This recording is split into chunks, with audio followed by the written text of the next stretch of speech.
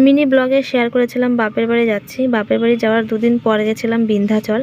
সেই জন্য দেখো সন্ধ্যার সময় রেডি হতে বসে পড়েছি। আমাদের বাস ছাড়ার কথা ছিল ওই 8টার দিকে, সেখানে ছেড়েছিল 9টার সময়। এই সমস্ত কাজ কখনো টাইমে হয় না।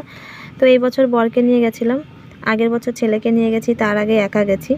তো এই বছর বরকে নিয়ে গেছি, সেইভাবে আমাদের আশা। কারণ বিন্ধ্যাচল যাওয়ার সপ্তাহখানিক আগে টিকিট করেছিলাম যাতে ও যেতে পারে। কারণ অন্য বছর কি হয়, আসার পর 10-15 দিন পর আমি যাই বিন্ধ্যাচল, আর ও থাকতে পারে না। ও সপ্তাহখানেকের বেশি থাকতে চায় না বলে ভাবলাম যে এই বছর সেইভাবে টিকিট করব।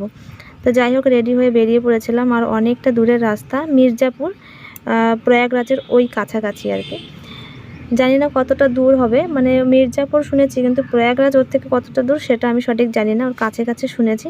তো এখানে মাঝপথে বাস দাঁড়িয়েছিল, কারণ একভাবে সবাই বসে থাকে, তো মাঝ রাস্তায় একটু রেস্ট নেয়, হাঁটাচলা করে। তারপর আমরা 2টোর দিকে আমরা নেমে পড়েছিলাম।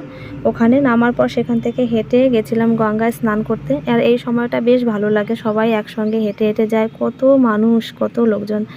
যাই হোক, খুব ভালো লাগে।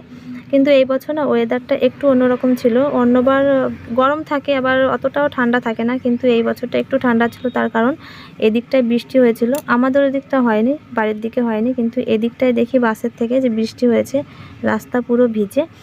তো আর এই বছর আমার ছেলেও স্নান করেছে এই বছরও, কিন্তু বৃষ্টি পড়েছিল, ঠান্ডা ওয়েদার বলে একটু স্নান করতে একটু কষ্ট হচ্ছিল, যে ঠান্ডা ঠান্ডা। আর ওই স্নান করেছিলাম 3টের দিকে, সেই জন্য আমার ছেলেও স্নান করেছিল। সেটা হচ্ছে খুব একটা বড় ব্যাপার। আগের বছরও করেছিল, কিন্তু এবার ওয়েদার ঠান্ডা, তো ভাবছিলাম যে আবার ঠান্ডা ফান্ডা না লেগে যায়।